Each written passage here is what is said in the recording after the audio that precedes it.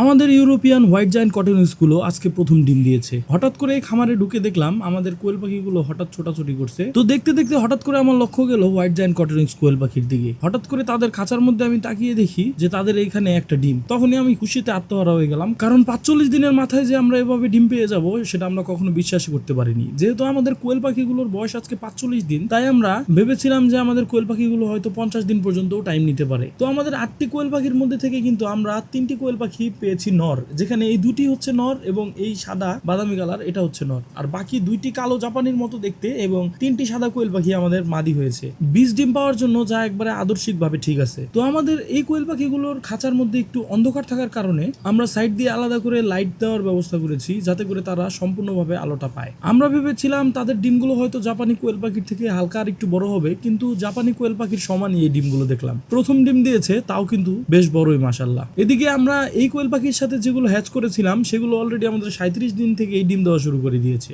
এখন আমাদের পরিকল্পনা হচ্ছে আমরা এই হোয়াইট জায়ান্ট কটনিস কোয়েল পাখির ডিমগুলো সংগ্রহ করব এবং এগুলো দিয়েও আমরা বাচ্চা হ্যাচ করার চেষ্টা করব।